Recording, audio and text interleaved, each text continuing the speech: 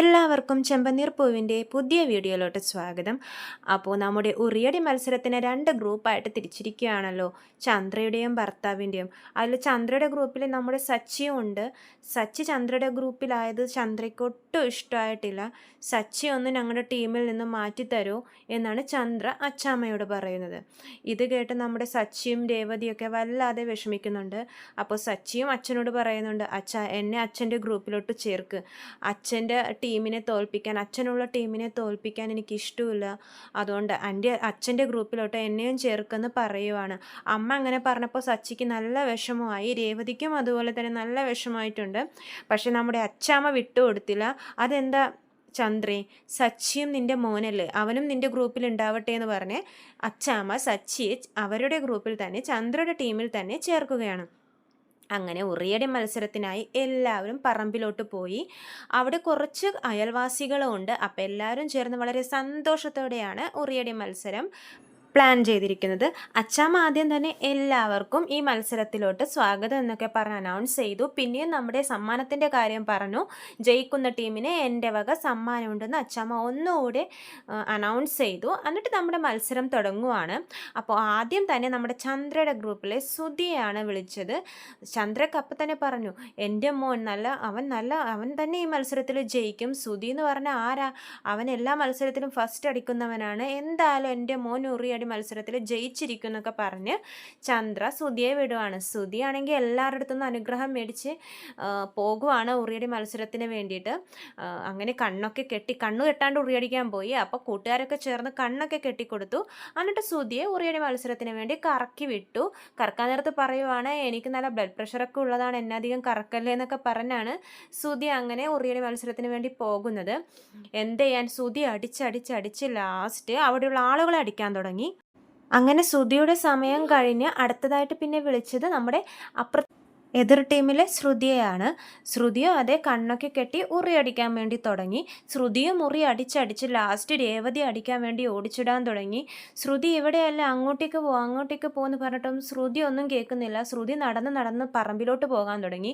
ഇത് കണ്ട് സച്ചിയൊക്കെ നല്ലോണം കളിയാക്കി വിടുന്നുണ്ട്. നിൻ്റെ ഭാര്യ ഇപ്പോൾ നടന്ന് നമ്മുടെ വീട്ടിലെത്തും എന്നൊക്കെ പറഞ്ഞ് നല്ല കളിയാക്കലാണ്. ഏതായാലും ഉറിയടി മത്സരം നല്ല അടിപൊളി എപ്പിസോഡാണ്. അങ്ങനെ ശ്രുതിയുടെ സമയവും കഴിഞ്ഞു. ശ്രുതിയും തോറ്റുപോയി. പിന്നീട് വരുന്നത് നമ്മുടെ ശ്രീകാന്താണ്. ശ്രീകാന്തിനെ ഉറിയൊക്കെ കൊടുത്തു, വടിയൊക്കെ കണ്ണൊക്കെ കെട്ടി അങ്ങോട്ടേക്ക് ഉറിയടിക്കാൻ വേണ്ടി വിട്ടു. ശ്രീകാന്ത് ആണെങ്കിൽ ഉറി അടിച്ചടിച്ച് ലാസ്റ്റ് വടിയും തെറിച്ചുപോയി. ശ്രീകാന്തും ഉറിയടി മത്സരത്തിൽ നിന്നും ഔട്ടായി. പിന്നീട് വർഷയാണെങ്കിൽ കണ്ണൊക്കെ കെട്ടി വർഷ കോലും കൊണ്ട് ഉറിയുടെ അടുത്തോട്ടുള്ള അളവൊക്കെ നോക്കി നല്ലോണം പ്രാക്ടീസ് ചെയ്തതിന് ശേഷം കണ്ണൊക്കെ കെട്ടി വർഷയെ തിരിച്ച് കറക്കിയൊക്കെ വിട്ടു. ഉറിയടി മത്സരത്തിൽ വർഷയ്ക്ക് ഇത്തിരി പൊക്കം കുറവാണല്ലോ, ആൾക്ക് അടിക്കാൻ വേണ്ടി എത്തുന്നുമില്ല. രേവതിക്ക് ഇത് കണ്ട് പാവം തോന്നി. രേവതി വർഷയെ എടുക്കാൻ വേണ്ടി വന്നു. അവൾക്ക് എത്തുന്നില്ലല്ലോ, അതുകൊണ്ട് ഞാൻ എടുക്കാം അവളെ എന്ന് പറഞ്ഞ് വർഷയെ എടുക്കുവാണ്. ഇത് കണ്ട് സച്ച് നല്ല ചീത്ത പറയുന്നുണ്ട്. അങ്ങനെ എടുക്കുന്നതൊക്കെ തെറ്റാണ്, ഈ കളിയിൽ ഇതൊന്നും പറ്റില്ല, ഇതൊക്കെ ഫോൾ കളിയാണെന്ന് പറഞ്ഞിട്ട് വർഷയെ താഴെ നിർത്തുന്നു. നിനക്ക് ഇത്രയും വലിയ നാവുണ്ടല്ലോ, അതുപോലെ തന്നെ നീ ഈ ഉറി എങ്ങനെയെങ്കിലും അടിച്ച് പൊട്ടിക്കെന്നൊക്കെ പറഞ്ഞ് സച്ച് വർഷയെ നല്ലോണം കളിയാക്കി വിടുന്നുണ്ട്. അങ്ങനെ വർഷയുടെ സമയം കഴിഞ്ഞ് വർഷ ഔട്ടാവും. ഇപ്പോൾ സച്ചി ഇവളെ കളിയാക്കുവാണ്. ഇത് കണ്ട് നമ്മുടെ വർഷക്ക് നല്ലോണം ദേഷ്യം കയറുന്നുണ്ട്. സച്ചി അല്ലെങ്കിൽ തന്നെ വർഷയ്ക്ക് ഇഷ്ടമല്ല. അപ്പം ഇങ്ങനെ കളിയാക്കലും കൂടി ആയപ്പോൾ വർഷയ്ക്ക് ഒന്നുകൂടെ ദേഷ്യം കൂടിയിട്ടുണ്ട്. അത് കഴിഞ്ഞിട്ട് വരുന്നത് നമ്മുടെ രേവതിയാണ്. അച്ചാമ്മ അവളെ പെൺപുലി, നമ്മുടെ ജയിക്കാൻ വേണ്ടി ജനിച്ചവളെന്നൊക്കെ പറഞ്ഞാണ് രേവതിയെ മത്സരത്തിലോട്ട് വിടുന്നത്.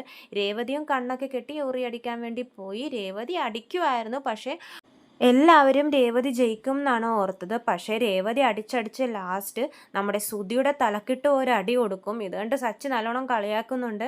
എന്തിനാ ഒരടിയിൽ നിർത്തിയത്, കൊടുക്കുമ്പോൾ 2-3 അടി അടുപ്പിച്ച് കൊടുത്തൂടെ രേവതി എന്നൊക്കെ പറഞ്ഞ് കളിയാക്കി വിടുന്നുണ്ട്.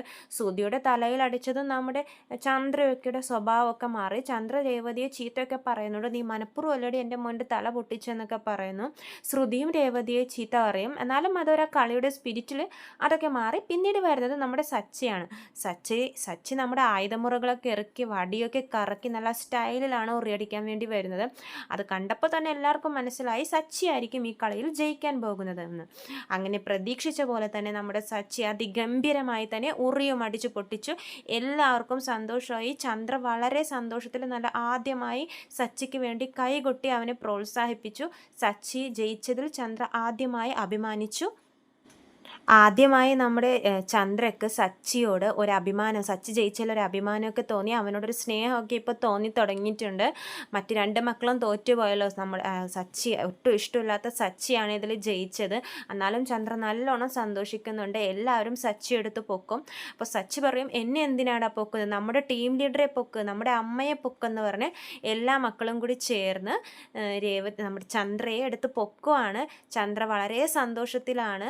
സച്ചിയെ നോക്കി വളരെ സ്നേഹത്തോടെ തന്നെയാണ് ചന്ദ്ര സച്ചിയെ നോക്കുന്നത്. അങ്ങനെ അവർ തമ്മിലുള്ള വഴക്കുകളൊക്കെ മാറാൻ ഈ ഉറിയടി മത്സരം ഒരു കാരണമായും തന്നെ കരുതാൻ. നല്ല സ്നേഹസാന്ദ്രമായ നിമിഷങ്ങളായിരിക്കും ഇനി നമുക്ക് വരും എപ്പിസോഡിൽ കാണാൻ സാധിക്കുന്നത്. അപ്പോൾ എല്ലാവരും ചാനൽ സബ്സ്ക്രൈബ് ചെയ്യാത്തവരുണ്ടെങ്കിൽ സബ്സ്ക്രൈബ് ചെയ്യണേ.